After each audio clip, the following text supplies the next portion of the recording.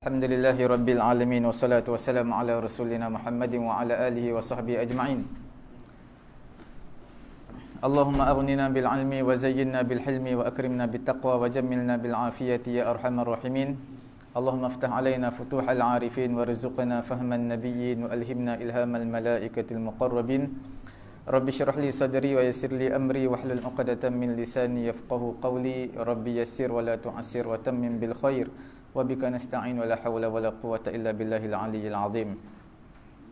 Alhamdulillah, kita bersyukur kepada Allah Subhanahu wa taala, sama-sama kita dapat berkumpul pada malam ni dalam kuliah solat kita.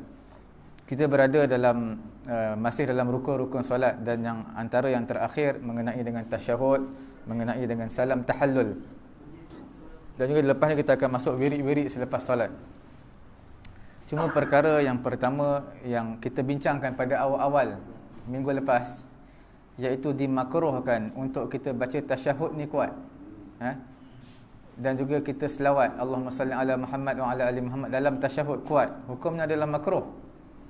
Begitulah juga doa dengan kuat, itu juga makruh. Zikir-zikir solat, subhana rabbiyal a'la, subhana rabbiyal azim wa bihamdihi, zikir itu kuat, maka hukumnya adalah makruh, melainkan beberapa tempat yang disunatkan kuat, iaitu ketika mana imam baca doa qunut, ataupun ketika takbir raya, Allahu akbar, Allahu akbar, Allahu akbar, la ilaha illallah, wallahu akbar, Allahu akbar walillahil hamd. Itu disunatkan kuat. Talbiyah labbaik Allahumma labbaik, labbaik la syarika laka labbaik, itu semua disunatkan kuat. Tetapi dalam solat ni banyak yang perlahan daripada kuat. Jadi sebab itu tempat yang perlu diperlahankan kita kuatkan, maka hukumnya makruh. Begitulah tempat yang sepatutnya dikuatkan kita perlahankan juga makruh. Contohnya seseorang semayang zuhur kan baca perlahan, dia baca kuat, maka makruh. Seseorang yang semayang maghrib, semayang seorang-seorang disunatkan baca kuat rakaat pertama kedua, tapi dia baca perlahan, makruh juga.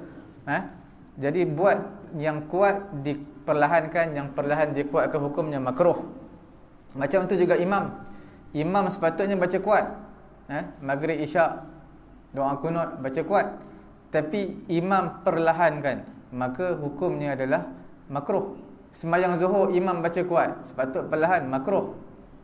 Cuma kita bincangkan pada minggu yang lalu, kaitan-kaitan makruh ini adalah untuk diri dia, selagi mana tidak mengganggu jemaah yang lain. Sekiranya mengganggu jemaah yang lain, kita panggil berlaku apa? Tashwish, gangguan. Berlaku gangguan, maka hukumnya adalah haram. Sama ada kita dalam solat ataupun kita luar solat. Maksud kita luar solat ni makna kita baca Quran, kita zikir kuat. Orang tengah semayang, tak kira lah semayang fardu, semayang sunat, maka hukumnya haram, mengganggu orang. Imam pun macam tu juga. Imam kuat lepas semayang, dia punya bacaan wirid tu kuat seperti mana bacaan dia dalam Fatihah, hukumnya adalah makruh. Tetapi bila mana mengganggu jemaah masbuk yang di belakang sedang solat, dan juga mengganggu orang yang sembahyang sunat di belakang, sebab tujuan masjid dibina, surau dibina bukan untuk wirid kuat-kuat, untuk sembahyang. Wirid ni sebagai sampingan lah. Kalau bukan kita duduk di masjid surau untuk berkumpul wirid. Wirid ni lepas sembahyang sebagai sampingan, perkara yang sunat. Kita tak wirid pun tak apa, tapi sembahyang satu perkara yang penting, fardu kifayah. Memang tujuan didirikan masjid surau ni untuk sembahyang, bukan untuk berzikir, tujuan asalnya. Jadi seseorang yang mana di luar solat, dia baca Quran luar solat, hari Jumaat baca surah Kahfi, ataupun dia zikir kuat-kuat, selawat kuat-kuat, maka ataupun diwirid kuat-kuat lepas sembahyang, mengganggu jemaah yang sedang solat, maka hukumnya haram, sebab mengganggu orang yang sedang sembahyang. Begitulah juga kita sembahyang ni tak boleh ataupun kita sembahyang tak boleh mengganggu orang yang sedang tidur. Contoh kita sembahyang tahajud, kita duduk rumah sewa sembahyang tahajud, kita seorang bangun tahajud, kawan-kawan semua hanyut tidur, tapi tak perlulah kita baca kuat-kuat. Bacaan yang perlahan kira-kira tak mengganggu orang yang sedang tidur. Bila mengganggu orang yang sedang tidur ni, dia bukan kata boleh jadi makruh, boleh sampai ke tahap haram. Sebab apa? Ganggu orang. Bila mengganggu ni, Islam ni apa dia? Al-muslimuna man salimal muslimu, orang-orang Islam ni adalah orang yang selamat. Orang Islam yang lain selamat apa? Lidah dia dan juga anggota badan dan tangan dia. Iaitu dia, maksudnya orang Islam ini, orang Islam akan senang hati dengan dia, dengan sebab mulut dia pun cakap benda yang baik, tangan dia pun tak mengganggu orang. Jadi itu maksudnya orang Islam dengan orang Islam yang lain, dia tidak mengganggu orang lain. Bukan kata dalam solat termasuklah apa-apa urusan pun. Jadi bila kita sedang baca Quran di luar solat, orang lain sedang solat, orang yang sedang solat terganggu disebabkan wirid ataupun bacaan solat itu, maka hukumnya haram. Begitulah juga seseorang yang dalam solat baca kuat sehingga mengganggu orang yang berada di dalam solat juga, hukumnya haram. Sebab apa? Dia baca kuat tapi orang sebelah terganggu dia. Jadi masuk dulu dalam solat tapi sebab dia baca kuat. Tapi yang malangnya apa yang berlaku? Malangnya orang yang baca kuat, dia pun tak tahu yang dia sedang baca kuat. Sebab bagi dia perlahan. Terutama orang yang was-was. Orang yang was-was ni dia nak kira baca yang sempurna, yang paling the best bagi dia lah. Tapi sebenarnya dia tak pasal tu. Dia nak bagi yang sempurna, dia telah ganggu orang lain. Dia ulang lagi, Alhamdulillah, Alhamdulillahi Rabbil Alamin. Jadi dia baca terlampau jelas dan kuat sehingga mengganggu orang lain. Kadang-kadang orang bukan sebab terganggu dengan bacaan dia tu, orang jadi terganggu dengan sebab was-was dia tu. Sebab terlampau banyak sangat ulang, jadi orang jadi terganggu. Jadi sebab itu kita kena muhasabah diri kita lah. Nak harap jemaah yang bersama kita tegur ni mungkin susah. Sebab orang Melayu dia mudah terasa hati, kita lebih tahu. Kita kena muhasabah sama-sama lah diri kita. Jadi kita baca kuat ke tak? Kalau nak tahu baca kuat tak kuat, kita sembahyang sunat kat rumah kita. Kita bagi tahu bini anak kita, kalau kuat cuba bagi tahu yang kuat. Jadi kita sembahyang. Dia kata kuat ni, jadi maknanya kuat lah tu. Jangan kita marah isteri kita pula sebab dia kata kita baca perlahan, isteri kata kuat. Jadi mana kalau kita sembahyang kat rumah, isteri kata kuat tu makna kuat lah. Mana tak sesuai bawa di surau ataupun masjid. Kalau nak baca kuat boleh juga suruh dia jadi imam lah. Suruh jadi imam boleh baca kuat. Kalau dia nak jadi makmum tak boleh baca kuat. Itu mengenai dengan menyaringkan suara sehingga mengganggu jemaah yang lain. Sebab kita tak perasan lah dari segi aulawiyat, dari segi afdaliyat ataupun perkara yang lebih baik. Macam kita pergi ke Mekah, berebut nak cium Hajarul Aswad. Berebut ni nak cium Hajarul Aswad sebab apa? Sunat. Hajarul Aswad cium sunat. Tapi kita tak sedar, nak sampai ke Hajarul Aswad tu bertumbuk dengan orang ni, tolak dengan orang ni, pijak kaki orang ni. Jadi itu perkara yang haram dah, sebab menyakiti orang lain. Macam tu juga kita dalam wirid ni, dalam kita tak sedar, kita nak buat benda baik ni, nak wirid. Sebab wirid ni banyak fadilat dia. Subhanallah 33 kali, Alhamdulillah 33 kali, Allahu Akbar 33 kali. Diampunkan dosa kita sebanyak buih di lautan. Dosa kita sebanyak buih di lautan akan diampunkan. Sebab apa? Sebab kita baca Subhanallah 33, Alhamdulillah 33, Allahu Akbar 33 kali setiap kali lepas sembahyang. Hadis sahih lah. Jadi dia nak rebut fadilat tu, tapi dia tak sedar tu. Dalam nak rebut fadilat tu dia terlampau kuat, terutama imam lah. Dia terlampau kuat baca Subhanallah, Subhanallah, Subhanallah. Jadi ataupun baca Subhanallah walhamdulillah wala ilaha illallah wallahu akbar. Jadi orang sedang sembahyang kat belakang, jadi agak terganggu dengan zikir je. Jadi memang nak dapat fadilat zikir, tapi tak bertepatan lah. Sebab apa tak bertepatan? Dia ganggu orang. Orang sedang sembahyang kat belakang. Jadi perkara ni agak serius lah di kalangan masyarakat. Cuma kadang-kadang orang Melayu kita begitulah. Bila mana jemaah ni, bila ditegur sekali, memang tak nak datang lah masjid surau.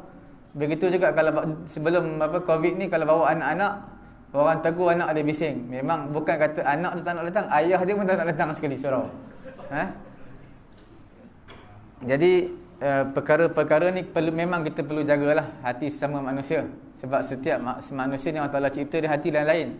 Ada orang mudah tersentuh hati, ada orang hati dia kering. Sentuh macam mana pun tak apa, tegur macam mana pun tak apa. Itu yang kita bincangkan pada minggu yang lalu lah, mengenai menyaringkan suara pada tempat yang tak sepatutnya. Okey.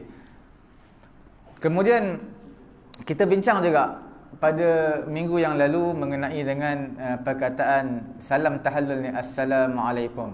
Paling kurang assalamualaikum. Itu paling kurang lah. Nak yang sempurna warahmatullah.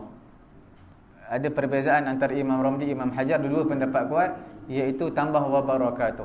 Tapi Ibn Hajar pilih untuk sembahyang jenazah saya tambah wabarakatuh. Tapi bukan perkara pelik lah kalau orang bawa assalamualaikum warahmatullahi wabarakatuh. Pendapat tu banyak, ada. Memang ada, dan ramai di kalangan jemaah muhaqqiqin mereka mentarjihkan wabarakatuh. Cuma di antara Ibn Hajar dan juga Imam Ramli, dua ulama yang hebat dalam mazhab Syafi'i, mereka ada yang kata disunatkan, ada yang kata tidak disunatkan. Kemudian kita bincang agak tak disunatkan kita panjang sangatlah. Assalamualaikum terlampau berlenggok. Itu juga hukumnya makruh. Dia bukan makruh, dia kita panggil khilaful aula, hampir kepada makruh, bertentangan dengan perkara yang aula. Kita bincang juga minggu lepas, kalau imam tak buat satu benda, maka disunatkan kita buat. Imam beri salam sekali, assalamualaikum warahmatullahi, maka imam tak buat salam kedua, makmum disunatkan buat. Itu kita dah bincang secara terperinci minggu yang lalu. Ada benda yang imam tak buat, makmum tak boleh buat. Kalau buat, batal sembahyang. Kemudian mengenai dengan mazhab Syafi'i kita, seseorang yang berhadas. Berhadas ni mana dia terkentut, sama ada dia kentut dengan sengaja ataupun terkentut sebelum beri salam. Dah habis dah tahiyat, fil alamin innaka hamidum majid, maka terkentut. Ataupun nak sebut, nak tekan terkentut.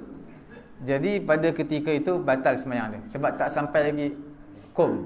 Sepatutnya paling kurang sampai assalamualaikum.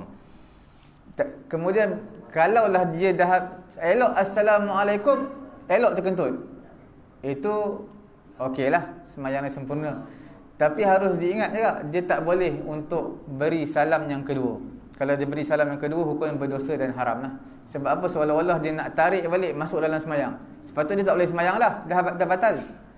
Yang kita bincang juga minggu yang lalu, orang yang dah batal wudu, dia tak tahulah dia malu ke, dia malas nak keluar, tak tahu. Dia dah batal wudu, duduk dalam saf. Imam sembahyang, rukuk, dia rukuk. Padahal dia dah batal lah. Dia sudah kentut dah.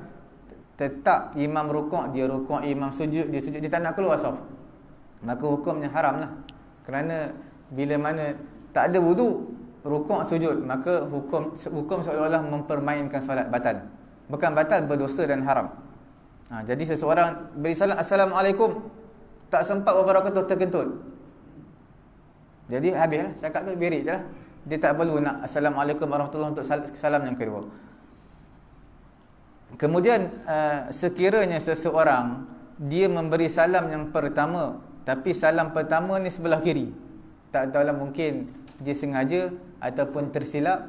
Salam pertama assalamualaikum warahmatullahi, salam yang kedua nak bagi sebelah kanan ke sebelah kiri juga. Jadi salam yang kedua ni kita nak bagi sebelah mana, kanan ke kiri? Salam pertama dah bagi belah kiri dah, sebelah kanan belum lagi. Jadi salam yang kedua macam mana? Salam yang kedua bagi belah kanan, bagi sempurna, cukup kiri kanan. Salam yang kedua perlu juga sebelah kiri, sebab itu tempat asal dia. Tempat asal dia belah kiri. Jadi kita tak boleh tukar tempat asal dia. Seseorang yang mana ketika tasyahud, dia jari dia putus, jari ni, jari telunjuk dia putus, adakah dia boleh ganti dengan jari hantu ni, dia angkat tangan? Tak boleh. Ataupun dia ganti dengan jari lain, ibu jari kelingking. Bila jari dah putus, habislah. Maka tak ada jari lain yang dapat menggantikan tempat dia, kira habislah. Makna benda yang sepatutnya kena buat, dia tak perlu buat lah. Sebab apa tak perlu buat? Dah sepatutnya sunat angkat jari ni, dia telunjuk, jari telunjuk putus. Jadi dia tak perlu angkat lah. Dia tak perlu ganti dengan jari lain. Sama juga seseorang sepatutnya ambil wudu ambil wudu, basuh sampai mana tangan siku. Masalah tangan dia masuk dalam mesin tebu ke apa, terputus sampai ke lengan ni, lengan atas. Ada pun muncuk hujung, muncuk hujung. Jadi adakah perlu basuh? Ketika wuduk memang tak perlu basuh lah, sebab yang wajibnya daripada jari sampai ke siku. Sekarang bahagian tu telah hilang, habis. Jadi yang hujung tu tidak wajib basuh, sunat je kita basahkan hujung, sunat. Sebab bahagian yang asalnya telah pun hilang. Dari kewajipan adalah yang asal, tak boleh ganti tempat lain. Okey Jangan jari tangan dah putus, dia pun basuh nak gantikan tangan sampai ke siku, dia gantikan dengan lengan atas. Tak, itu tidak berlaku lah, sebab yang disunatkan tempat yang asal. Sekiranya seseorang dia buat juga, beri salam pertama, salam pertama tu belah kiri, salam yang kedua kalau dia buat belah kanan, hukumnya makruh. Sebab tempat yang sepatut letak dia tak nak letak, maka hukumnya adalah makruh. Sebab dia ubah kondisi ataupun posisi yang salam yang kedua sepatut belah kiri, dia ubah belah kanan. Tapi sekiranya seseorang dia beri salam 2 kali juga tau, tapi dua-dua kali belah kanan, dua-dua kali belah kiri, makna Assalamualaikum warahmatullahi, Assalamualaikum warahmatullahi. Mungkinlah sebab dia pun baru bangun tidur pas subuh, tengkok urat sakit, tidur silap malam. Jadi dia nak bengkok tengkok, malas lah, cukup Assalamualaikum warahmatullahi, Assalamualaikum warahmatullahi, dua-dua kali. Itu tidaklah makruh, tapi dia kita panggil khilaful aula. Khilaful aula ni hampir kepada makruh lah, bawah sikit daripada makruh. Nah, dia bertentangan dengan perkara yang afdal ataupun perkara yang aula. Begitu juga beri salam belah kiri 2 kali, sama juga khilaful aula lah, bertentangan perkara yang aula pun ataupun afdal. Kemudian seseorang yang mana seseorang yang ketika nak beri salam ni, dia ada perkara-perkara yang sunat juga. Salam yang pertama wajib, semua tahulah salam pertama wajib, kadar yang paling kurang Assalamualaikum warahmatullahi, sunat. Kemudian bila mana kita nak, ada perkara-perkara yang sunat ketika beri salam. Antara salah satu daripada perkara yang sunatnya adalah kita bagi imam, dia beri salam yang pertama, dia niatlah. Bukan kata dia salam untuk keluar solat je, tetapi salam tersebut dia nak sampaikan juga kepada jemaah yang berada di sebelah kanan dia. Kemudian imam beri salam yang kedua, dia niat pula salam ni untuk jemaah yang berada di sebelah kiri dia. Makmum pun begitu juga. Makmum bila sembahyang, maka imam dah habis beri salam, apa yang makmum perlu buat? Makmum Assalamualaikum warahmatullahi, salam yang pertama makmum niatlah untuk menjawab salam imam. Niat jawab salam imam, dapat pahala jawab salam. Bukan jawab salam tu Waalaikumsalam, Assalamualaikum juga, cuma niat itulah jawab salam bagi imam. Kemudian yang keduanya, kalau makmum berada di bahagian tengah ataupun tepi sikit bahagian tengah, dia beri salam belah kanan, dia niatlah siapa yang makmum sebelah kiri dia, maka dia niat beri salam pada makmum yang berada sebelah kiri semua. Kemudian dia beri salam yang kedua, niatlah beri salam kepada makmum yang berada di sebelah kiri dia. Itu bagi makmum. Kalau dia duduk di tepi dinding, beri salam pertama tepi dinding lah, sebelah kanan. Nak beri salam kepada siapa? Niatlah kepada jin-jin Islam yang ada, malaikat-malaikat yang ada. Itu semua sunat tau. Tapi yang paling baik kita niat semua sekali. Assalamualaikum warahmatullahi, niat kepada jemaah yang berada di sebelah kanan kita, dan juga kepada jin-jin Islam yang ada di sini, dan juga kepada seluruh malaikat. Beri salam yang kedua pun sama juga. Ini sebenarnya sebagai penambah baikan lah. Sebab apa? Sebab itu niat ni penting. Kita niat je boleh dapat pahala ekstra. Seseorang yang mana dia duduk dalam majlis ilmu, dia niat nak sebab aku duduk majlis ilmu ni nak meninggalkan semua perkara yang diharamkan oleh Allah. Sebab aku duduk majlis ilmu ni, aku tak mengumpat orang, aku tak buat benda ni. Jadi dia niat, aku duduk majlis ilmu, aku meninggalkan segala perkara yang dilarang oleh Allah. Dia mendapat pahala semua perkara yang dilarang oleh Allah, dia akan dapat. Jadi itu kita bagi dengan niat dia. Ada benda lah dengan niat. Kita nak makan tengah hari, tak kira makan kambing ke makan ayam, ikan ke apa, nak makan, maka niat ibadat. Ibadat apa? Supaya dapat kekuatan sembahyang zuhur berjemaah ke, sembahyang asar, sembahyang malam berjemaah ke, niat je, maka dapatlah pahala. Pahala apa? Dapat pahala makan. Tapi kita makan bismillah je. Niat pun tak ada apa dah. Niat ibadat dapat ibadat. Mandi pun sama. Mandi untuk niat apa tak, memang tak ada apa, kita jogging ataupun petang-petang badan melekit panas, mandi.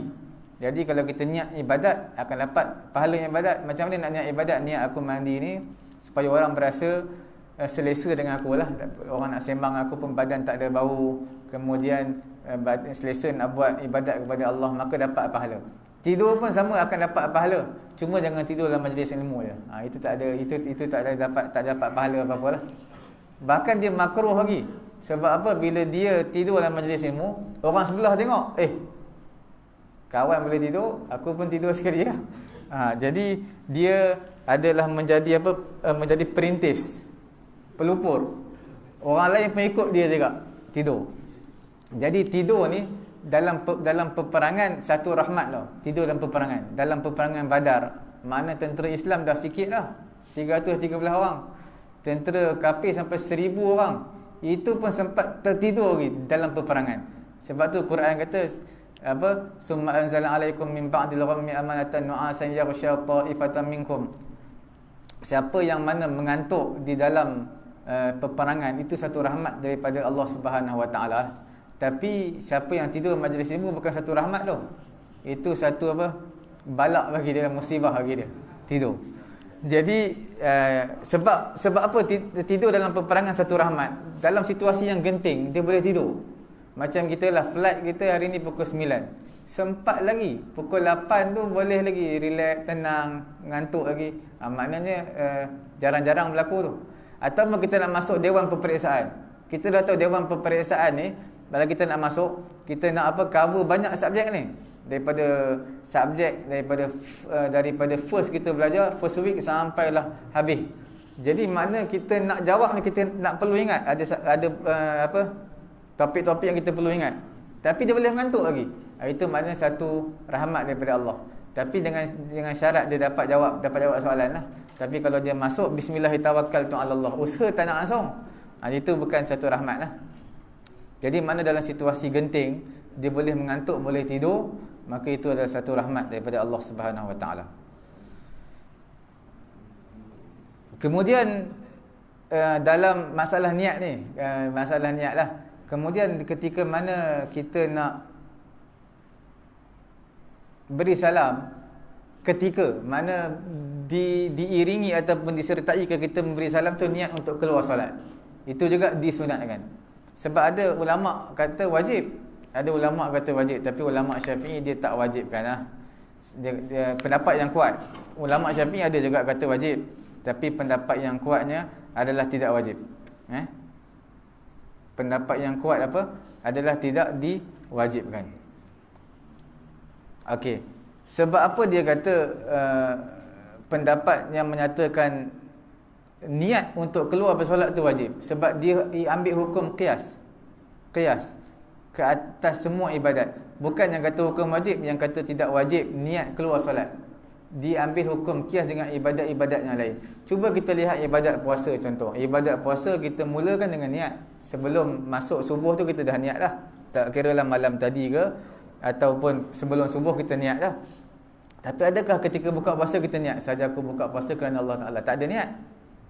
Jadi kita buka puasa macam mana? Kita melakukan perkara batal puasa, kita makan ke minum ke, maka berbukalah puasa. Itu maknanya awalnya ada niat puasa, akhir tak ada niat. Semua ibadat macam tu. Jadi begitu juga dengan solat. Bila solat ni awal kena niat, tiba-tiba akhir tak ada niat. Jadi ulama kata begitulah dengan ibadat-ibadat yang lain. Solat pun macam tu juga. Awalnya niat. Sebab niat ni dia dari kita niat daripada awal, dia tarik sampai ke hujung, sampai ke habis. Kita tak perlu niat untuk keluar dari solat. Walaupun ada ulama kata wajib. Seperti mana masuknya wajib, maka keluar juga wajib. Ada pendapat yang kata begitulah, tapi pendapat tersebut tidak kuat. Tapi harus diingat, bila niat keluar solat tak boleh niat lepas tahiyat. Fil alamin innaka hamidum majid, aku nak keluar semayang. Tak beri salam lagi, maka batal semayang dia. Sebab niat, kita tak boleh niat untuk keluar daripada solat ketika dalam solat, maka batal. Sebab itu disunatkan, kita kena faham, disunatkan Disunatkan apa? Niat keluar daripada solat, ataupun niat ialah niat disunatkan niat keluar daripada solat kena seiring dengan Assalamualaikum warahmatullahi. Siapa yang sebelum daripada beri salam niat keluar solat, batal semayang dia lah. Macam kita tengah semayang, tiba-tiba kita teringat, handset tinggal tempat wuduk. Bahaya ni. Aku nak batalkan solat, aku nak ni tunggu imam habis. Bila dia terasa nak batal solat tu, memang batal lah solat dia, batal. Kalau dia nak batalkan solat, memang batal. Jadi sebab tu kita tak boleh taradud dalam solat. Taradud ni makna berbelah bahagi dalam solat, batal. Jadi bila imam sedang tahiyat akhir, kita teringat jam kita tinggal dekat luar tempat wuduk. Jam tinggal, hilang, habis. Jadi kalau nak selamat batal sebenarnya, ambil cepat-cepat. Jangan cepatlah imam beri salam cepat. Jadi kita cepat-cepat batalkan sembahyang. Untuk apa? Selamatkan harta kita. Harta pun perkara yang dituntut. Kita sedang sembahyang, letak beg laptop depan. Tengah-tengah sujud kita pasal ada orang rentap depan kita beg. Tak apalah. Biarlah. Kita habiskan sembahyang. Kita batal sembahyang, terus kejar orang tu untuk selamatkan laptop kita. Sebab dalam maqasid syariah, bukan setakat kena jaga agama je, nyawa pun kena jaga, harta pun kena jaga. Bila berlaku gempa bumi, kita dah tahu gempa bumi berlaku, apa yang perlu kita selamatkan? Nyawa kita lah. Bila kita berada di satu bangunan, surau masjid, shilling ni boleh jatuh. Jadi macam mana? Sedang semayang, batalkan je semayang, terus pergi ke luar tempat yang lapang untuk selamatkan nyawa kita. Sebab tu termasuk dalam maqasid syariah, selamatkan nyawa. Harta pun sama. Bila kita letak handset kita, tiba-tiba ada orang rampas. Jadi cepat-cepat kita kejar untuk selamatkan handset kita lah. Macam tu, macam pasal kes tiba-tiba kita keluar, tiba-tiba jelas nak kebetulan nak jadi kan, shilling jatuh ke apa, kita meninggal kan Ustaz? Adakah kita meninggal tu maksudnya tak sembahyang lah? Dia bila kita meninggal dalam sembahyang, bagus ya. Meninggal dalam sembahyang. Dia kat sebenarnya bila berlaku gempa ataupun terbakar ke, kita lari terus sambung sembahyang dekat luar. Terus sambung. Walaupun kita ini lebih daripada tiga kali pergerakan besar. Tak apa, dalam situasi darurat boleh. Situasi darurat, walaupun kita dada kita tak menghadap kiblat dah, kita bila berlaku gempa, kita terus lari je, pusing belakang lari terus. Jadi lari itu sepatutnya batal sembahyang. Tapi dalam situasi darurat, terbakar ke, gempa bumi ke, apa ke, ada bom ke, cepat-cepat keluar, sambung kat luar sembahyang. Boleh, sah. Tapi kalau kita nak batal pun, batalkan sembahyang lain. Tapi kalau kita nak teruskan, boleh, tak jadi masalah. Tapi jangan kita dah lari kat luar, kita sembang-sembang, lepas tu kita nak sambung sembahyang. Itu jangan, kita keluar terus sambung sembahyang kita lah.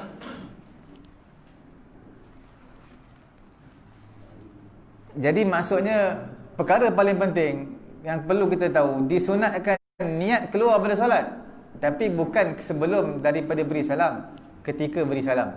Dan bukan selepas beri salam. Selepas beri salam dah habis Selepas beri salam sudah habis waktu dia lah. Jadi maksudnya yang perlu kita tahu adalah ketika seseorang itu memberi salam, disunatkan niat untuk keluar pada solat. Jadi bukan wajib lah. Ini untuk dapat pahala lebih lah. Kalau seseorang tu buang alif lam, sepatutnya Assalamualaikum, tapi dia Salamun alaikum, dia ganti alif lam dengan tanwin, Salamun alaikum. Pendapat yang kuatnya dia kata apa? Tetap tidak memadai. Dia tetap kena assalam, kena tak alif lam, Assalamualaikum. Sebab apa? Sebab Nabi buat macam tu. Dan tak dinukilkan pun, yang tak dinukilkan daripada riwayat hadis mengenai Nabi kata Salamun alaikum, tak ada. Jadi mengenai dengan ibadat ni, sembahyang adalah tawakuf. Apa maksud tawakuf? Apa Nabi buat, kita buatlah. Kita tak perlu Assalamualaikum. Nabi tak buat Assalamualaikum, kita buat. Maka pendapat yang kuat batal.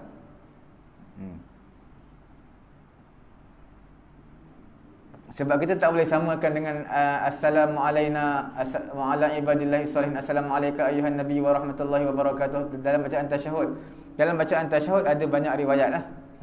Adanya riwayat kata salamun alaina wa ala ibadillahi salih. Tak buat alif lam pun. Itu lain. Tapi dalam bacaan tasyahud kita, dalam bacaan salam tahallul, tahallul ni makna menghalalkan lah perkara yang haram. Sembahyang tak boleh makan, tak boleh minum, jadi kita menghalalkan perkara yang diharamkan dalam solat. Maka pada ketika itu perlu ikut apa yang Nabi buat lah. Sallu kama ra'aitumuni usalli. Apa yang Nabi buat, maka Nabi kata ikut lah. Cuma dalam bacaan tasyahud kita sebut dulu banyak versi lah bacaan tasyahud ni.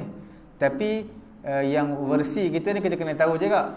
Ambil daripada riwayat siapa? Ibnu Abbas. Sebab macam-macam baca tayat kita tengok hadis ni. Jadi orang tunjuk kita, bacaan kamu bacaan hadis mana ni? Ni hadis semua sebut lain. Kita kena tahu ada satu riwayat daripada Ibnu Abbas, kita ambil riwayat Ibnu Abbas. Bacaan tahiyat kita at-tahiyatul mubarakatus salawatut thayyibatu lillah. Okey. Sebab ada banyak sangat versi dengan at-tahiyatul lillah lah apalah semua.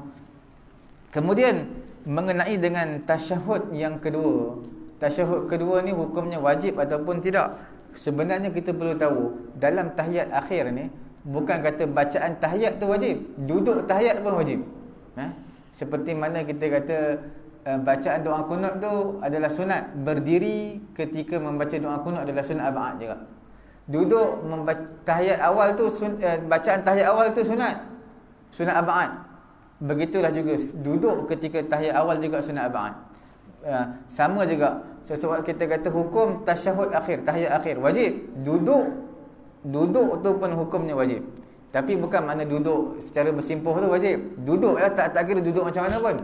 Kita dah bincang duduk bersila boleh, duduk antara dua sujud boleh, duduk bersimpuh boleh, duduk dengan cara iqa'a boleh, kita bincang dalam iqa'a, semua boleh, tak jadi masalah. Yang penting duduk. Itu yang kita nak highlightkan, duduk tu wajib. Cuma dalam mazhab Hanafi, sebagai pengetahuan lah, dalam mazhab Hanafi ni dia yang wajib tu satu je. Apa dia? Dia kata tasyahud tidak wajib, yang wajib tu duduk. Sebab apa bacaan tidak wajib? Bacaan tidak wajib, yang penting duduk je wajib. Makna duduk je lah. Duduk sekadar bacaan tahiyat akhir, itu yang wajib. Bacaan tidak wajib dalam mazhab dia. Sebab dia ada satu hadis daripada Ibnu Mas'ud. Hadis dia kata idza shallal imam ba'da qadri tasyahhudi, apabila seorang imam telah sembahyang, apabila dia sembahyang dan dia selepas dia duduk idza shallal imam, apabila seseorang imam sembahyang ba'da qadri tasyahhudi, dia bacaan duduk tahiyat akhir sekadar dia duduk sekadar bacaan tahiyat akhir. Maknanya bila sebut sekadar bacaan ni, makna dia tak baca apa-apa pun, tapi kadar bacaan tu, lama bacaan tu dia duduk saja, duduk je. Kemudian tiba-tiba terkentut sebelum beri salam, maka sebenarnya sempurnalah solat dia. Dari riwayat Ibnu Mas'ud. Sebab tu dalam mazhab Hanafi beri salam tidak wajib. Seseorang dah habis kira tahiyat tu kira dah habis lah. Kalau terkentut kira sah lah sembahyang dia. Sebab dalam mazhab Hanafi ni dia tak boleh zikir sebab dia sebab apa? Sebab zikir tahiyat awal pun zikir lah. Tahiyat yang kedua pun zikir lagi. Makna bacaan yang sama, berulang-ulang. Jadi maknanya sunat lah. Benda yang berulang-ulang ni sunat. Bagi dia sunat. Kemudian dia bagi tahu tahiyat awal tu sunat ke wajib? Tahiyat awal sunat. Tahiyat kedua pun sama juga, sunat lah juga. Sebab bacaan yang sama. Tahiyat awal pun bacaan sama, tahiyat yang kedua pun bacaan sama juga. Jadi kalau tahiyat awal sunat, tahiyat yang kedua pun sunat juga, tahiyat akhir pun sunat juga. Itu mazhab dia lah. Kemudian mazhab Hanafi dia ada beberapa dalil lah. Dia kata dalam satu riwayat lagi hadis, kana yusallimu idza faragha min salatihi, sallama an yaminihi wa an yasarihi, iaitu seseorang beri salam apabila dia selesai sembahyang. Dia beri salam apabila dia selesai sembahyang. Apa maksud dia? Dia beri salam apabila selesai sembahyang. Bila dah selesai sembahyang baru beri salam. Dalam mazhab Hanafi bila selesai sembahyang baru beri salam. Bukan beri salam tu menunjukkan selesai sembahyang. Dalam hadis kata apabila dia beri salam apabila selesai semayang. Maknanya selesai semayang dulu kemudian baru beri salam. Jadi maksud salam tu bukan termasuk dalam semayang. Itu dalam mazhab Hanafi lah. Sebagai pengetahuan kita lah. Sebab jadi sebenarnya mazhab kita ada hadis kita tersendiri lah. Ada hadis tersendiri yang menyatakan selepas daripada tasyahud beri salam. Itu hadis kita lah. Kemudian dalam dalil sikit sebagai pengetahuan lah, dalam mazhab Hanafi juga dia kata setiap sesuatu yang menafikan solat tak boleh jadi daripada benda dalam solat juga. Dia mesti berlaku daripada luar solat. Jadi maksudnya apa maksudnya? Seseorang yang batal semayang, dia batal semayang bukan sebab benda yang dalam semayang. Contohnya seseorang bila kita batal semayang, kita beri salam. Maknanya kita beri salam, kita batal lah semayang kita, habis semayang. Kita beri salam, habis semayang kita. Jadi dalam mazhab Hanafi dia berdalilkan salam tu bukan sebahagian daripada solat. Sebab benda yang mengeluarkan kita daripada solat, hendaklah benda tersebut bukan rukun solat. Tuan-tuan faham? Contoh, saya bagi contoh. Kalau bercakap ni benda yang dalam solat ke luar solat? Luar solat. Bila kita buat solat, batal lah.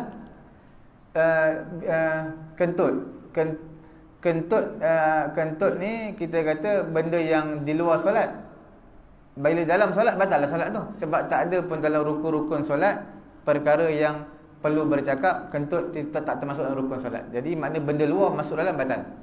Begitu juga salam ni bukan dalam solat, dia kata. Dalam ni salam ni adalah perkara di luar solat. Sebab bila kita beri salam, makna batal sembahyang kita, habis sembahyang kita. Jadi dia berdalilkan benda tu. Jadi mazhab Syafi'i kita jawab, sebenarnya salam ni dalam solat tau. Sebab yang kentut, yang bercakap tu, itu benda yang tak disyariatkan pun. Jadi tak perlu kita nak bincangkan dalam ni, dia kata. Jadi benda yang tak disyariatkan, jadi benda yang tak disyariatkan tak perlu kita bincangkan. Jadi yang kita kata beri salam tadi adalah rukun. Jadi rukun ni benda yang disyariatkan sebab hadis sebut. Ada lagi jawapan dalam mazhab Hanafi, dia kata bila kita beri salam, sepatut bila kita semayang, kan kita hadap kiblat, kepala kita semua hadap kiblat bila kita semayang.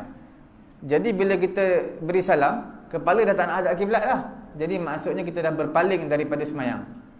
Ulama Syafi'i kita jawab balik, kalau macam tu, rukuk kita pun tak hadap ke sana, rukuk kita tunduk bawah, sujud kita tunduk bawah. Jadi maknanya bukanlah kita berpaling, maksudnya maksud salam tu bukan daripada solat. Salam tu daripada solat. Sebab kita rukuk pun kita tak hadap depan. Itu antara beberapa perkara lah mengenai dengan salam dan juga mengenai dengan tasyahud. Sebab tu dalam mazhab Hambali dia kata apa? Tahiyat awal, tahiyat akhir wajib. Tahiyat awal, tahiyat akhir wajib. Dalam mazhab Syafi'i kita tahiyat awal dia sunat, tahiyat akhir wajib. Jadi apa dalil mazhab Hambali? Dia kata apa? Sallu kama ra'aitumuni usalli. Nabi kata lihat kamu semayang seperti mana kamu lihat aku semayang. Nabi buat tahiyat awal, bila Nabi buat hukumnya wajib. Hukumnya wajib. Jadi kita kata bukanlah setiap perkara yang Nabi buat dalam semayang tu wajib. Sebab Nabi pernah sekali semayang terbangun rakaat yang ketiga. Nabi terbangun rakaat yang ketiga. Bila Nabi bangun rakaat yang ketiga, sahabat tegur Nabi, subhanallah. Nabi tak duduk pun. Nabi tak duduk balik. Sebab Nabi tertinggal tahiyat awal. Nabi tak duduk balik.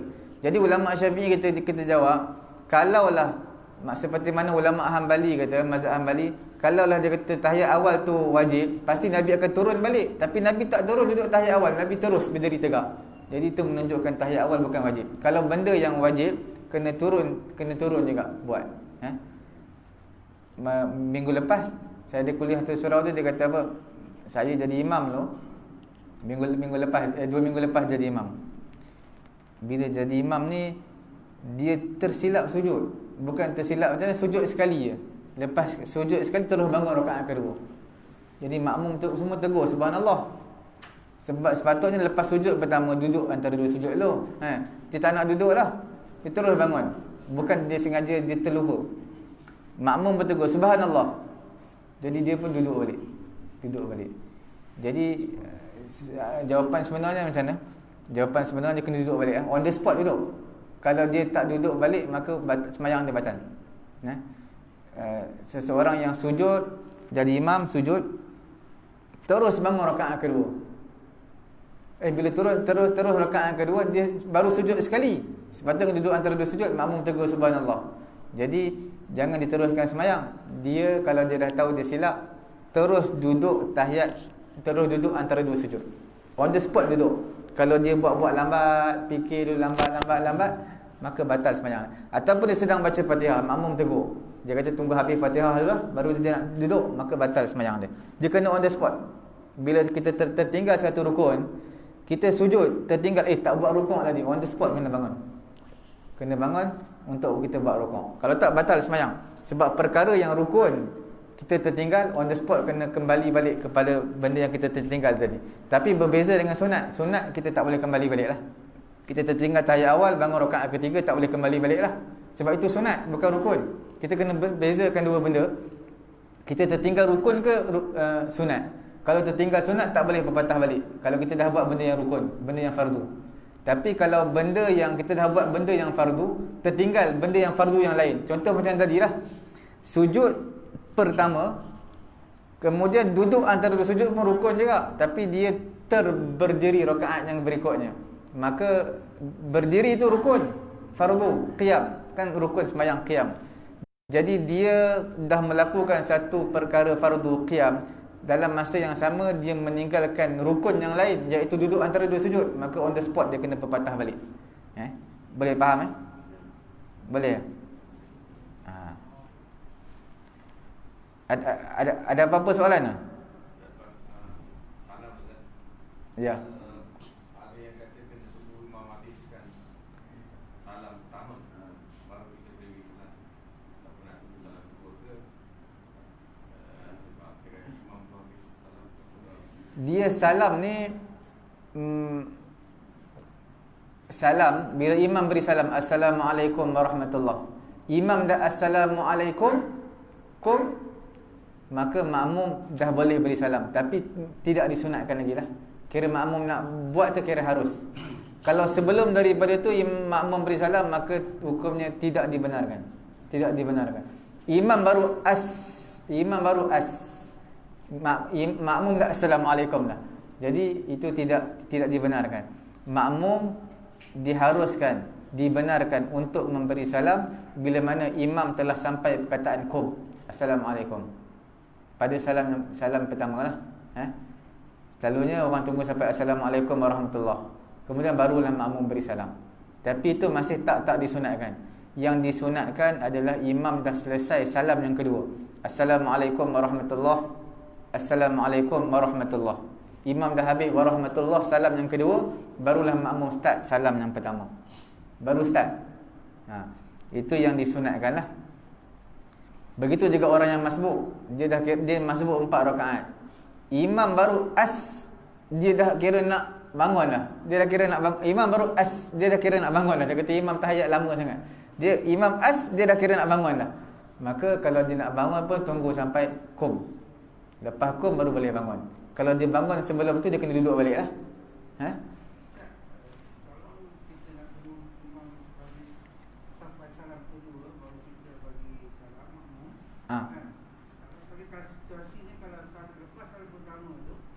Imam tertutup, maknanya dia tak terus lagi salam kedua. Jadi maknanya kita bagi ruang dulu kepada imam. Kita biar dulu tengok imam assalamualaikum warahmatullahi. Nampak imam diam je, tengok juga imam tu pitam ke apa, tengok dulu. Tengok diam lama, jadi maknanya imam dia tak nak beri salam yang kedua. Kemungkinan dia berkentut ke apa, jadi kita beri salam. Tapi kita kena bagi ni masa untuk imam lah. Kita kena bagi masa dulu.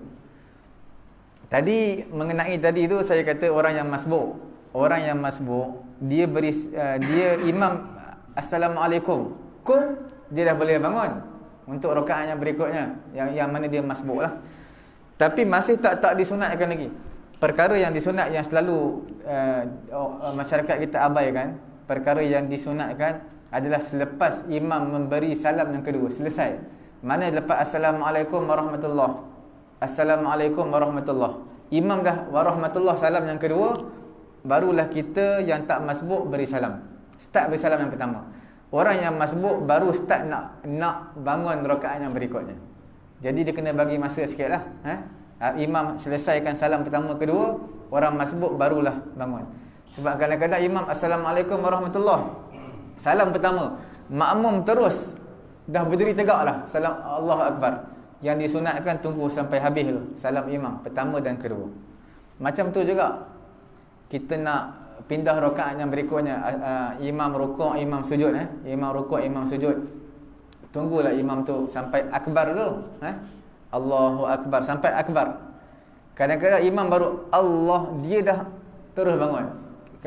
Kalau imam tu tua, contoh bangun daripada sujud kedua, Allah imam tu, Allah dia panjang ke Allah tu, dia nak bertongkat lagi, nak pegang lutut dia lagi, nak bangun lagi. Kalau imam tu tua, orang muda terus berdiri. Jadi sebab itu tunggu sampai imam akbar, barulah kita start bangun lah. Itu perkara yang disunatkan. Selalunya imam Allah, kita pun dah Allah sekali lah.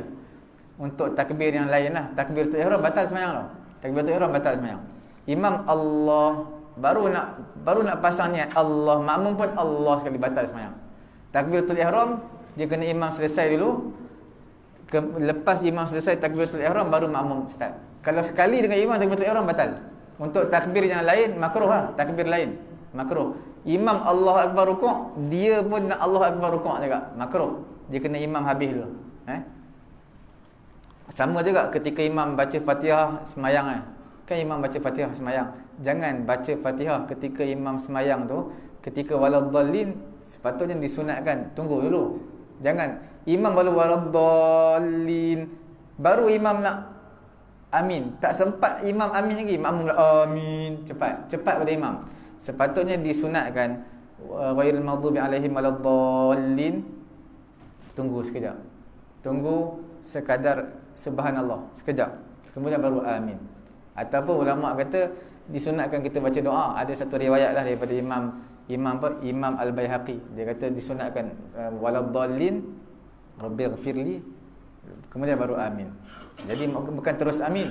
Kadang-kadang jemaah lagi laju pada imam, lagi laju pada imam. Ya. Saya nak tanya berkenaan dengan saya baru ni saya operate pasal katarak. Ya. Lepas itu dia orang bagi tahu bahawa Sujud. tak boleh sujud. Ya. Jadi saya tanya orang yang tahu Ya. semayang sunat, semayang pakai kerusi ni. Ya. Jadi saya tanya kat dia, jadi dia kata saya kena takbir semua ikut imam lah. Lepas itu doa kita, lepas itu saya berdiri lah. Ya. Sampai ke Al-Fatihah. Lepas itu bila imam panggil itu rukuk, saya ikut rukuk. Ya. Lepas itu bila sujud, saya akan duduk atas kerusi. Ya. Saya amalkan macam itu lah mula. Ya. Lepas itu semalam ada seorang imam lah daripada surau lain lah datang. Saya tanya dia, kebetulan dia pun baru operate katarak juga. Jadi dia cakap tak boleh kata. Saya kena macam biasa juga. Kita kena Sujud betul-betul.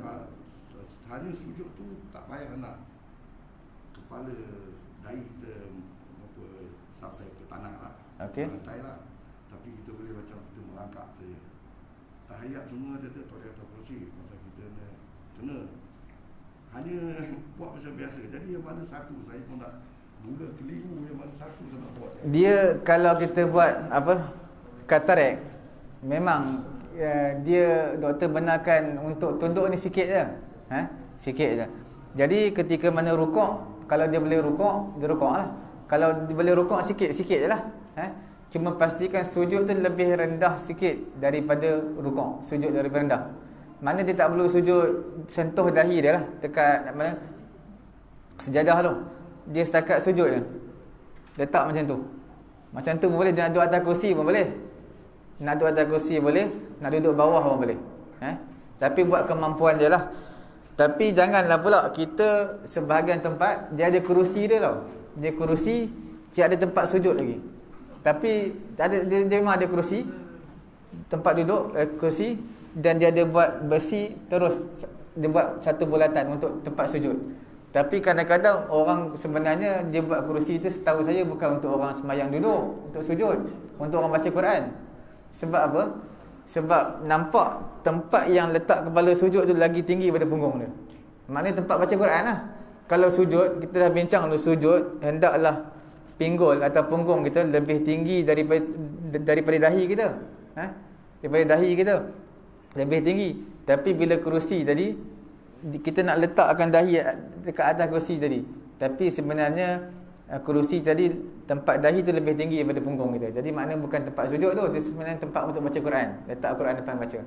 Untuk orang yang lakukan pembedahan mata ni, dia buat setakat kemampuan dia. Buat setakat kemampuan dia lah.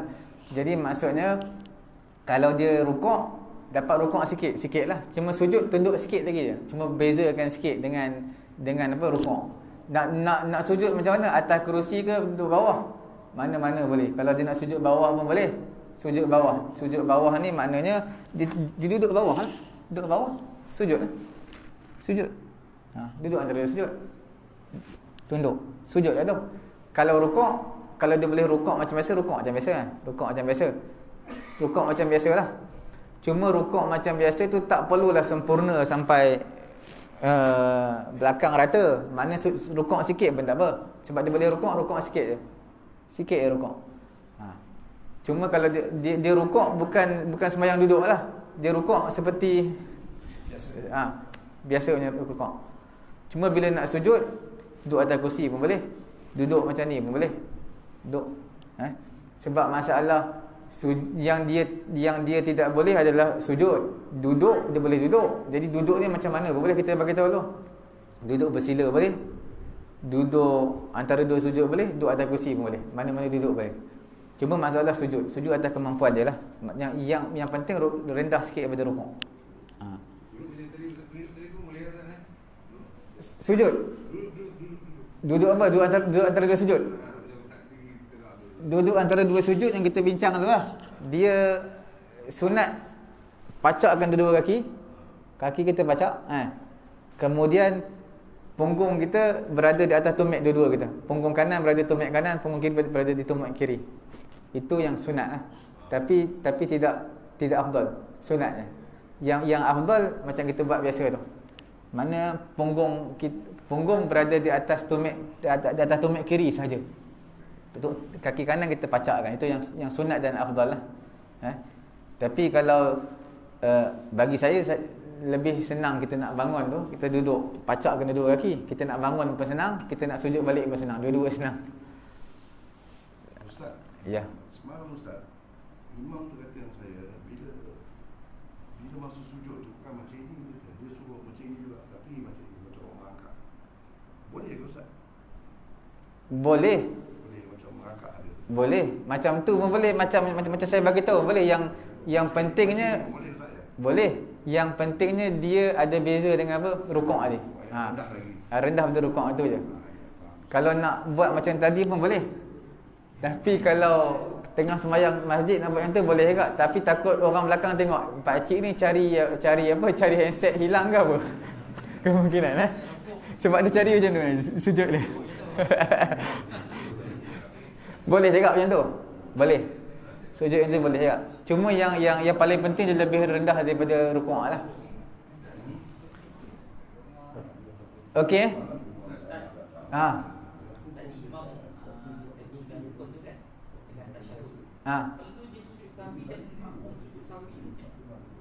Tinggal apa tu?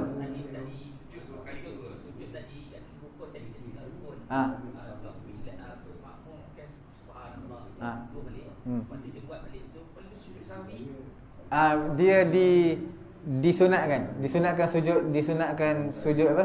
Sahwi. Sunat. Makmum wajib. Kalau imam buat, makmum wajib buat.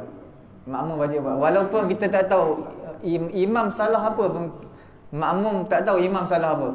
Tiba-tiba imam sujud sahwi, maka makmum wajib ikut. Ataupun orang yang masbuk, dia masbuk datang rakaat yang ketiga dah. Sembahyang maghrib, tengok-tengok imam sujud sahwi. Sebab apa ni? Tak tahu punca. Tetap wajib ikut imam.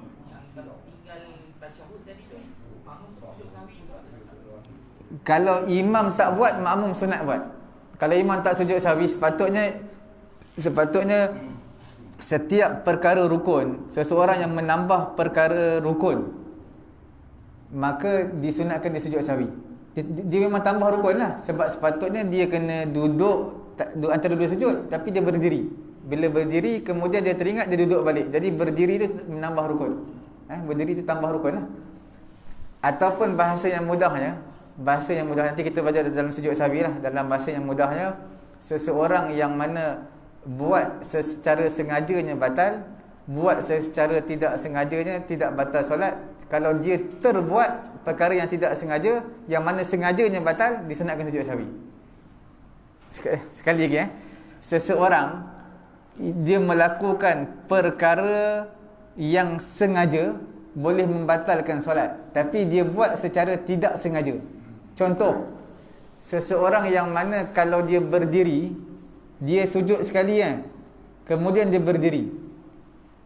Kalau dia berdiri tu dengan sengaja, batal sembahyang dia. Sebab apa? Sebab sepatutnya dia tak boleh berdiri lagi, dia kena duduk antara dua sujud. Kemudian baru dia sujud kali kedua. Sujud pertama terus berdiri. Kalau sengaja batal. Batal lah. Sebab dia tak ikut tertib sembahyang. Tertib sembahyang, sujud, duduk antara sujud, sujud. Bila dia bangun rakaat berikutnya, batal sembahyang.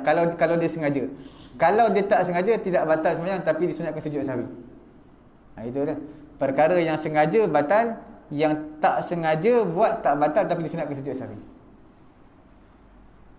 Nanti kita belajar dalam bab sujud sahwi lah. Dia ada banyak lagi pecahan sujud sahwi, kita belajar nanti .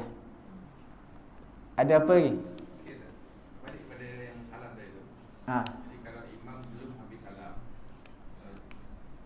jemaah bagi salam, bukan jemaah tadi dia batal salam dia sebab dia mendahului imam. Kalau imam belum selesai kalau dia beri salam dulu, maka batal. Mana imam belum belum assalamualaikum, belum lagi. Salam pertama Ustaz. Ya. Betul.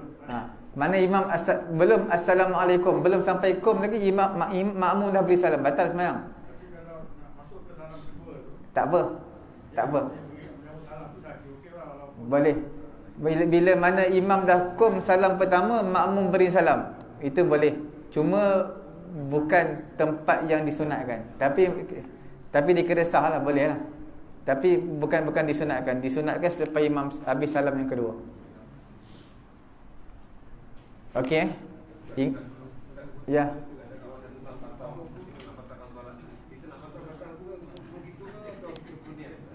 Dia kalau kita nak batal solat, nak batalkan solat, adab yang paling baiknya kita beri salam lah. Salam keluar. Walaupun pada rakaat yang kedua, ketiga, contohnya kita sembahyang zuhur seorang-sorangan, rakaat yang kedua, sembahyang zuhur seorang-sorang. Tiba-tiba kita tengok ada jemaah baru datang. Dia buat apa? Jemaah baru. Jadi yang paling baik kita habiskan 2 rakaat, kita beri salam. Itu yang paling baik. Yang paling baik habiskan sampai 2 rakaat. Walaupun kita niat sembahyang zuhur 4 rakaat, tapi kita nampak ada jemaah baru buat, maka kita habiskan 2 rakaat, kita beri salam. Kalau kita malas sangat, kita niat batalkan sembahyang, assalamualaikum warahmatullahi, terus masuk jemaah yang baru.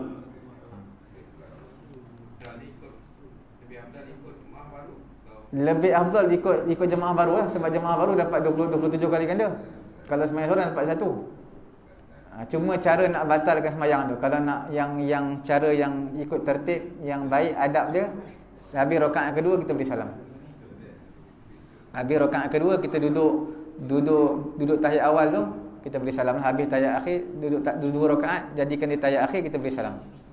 Kalau tak nak, kita sedang rakaat yang kedua tu, maka kita beri salam je lah, niat untuk keluar solat, kita masuk jemaah baru. Okey, cadangnya nak baca rukun qauli ni. Rukun qauli doa Allahu Akbar kabira ni. Nanti minggu-minggu akan datang agak. Okey, stop majlis kita tasbih kafar. Subhanallahumma wa bihamdihi subhanakallahumma wa bihamdika asyhadu an la ilaha illa anta astaghfiruka. Bismillahirrahmanirrahim. Alhamdulillahirabbil alamin wassalatu wassalamu ala rasulina Muhammadin wa ala alihi washabbihi ajma'in.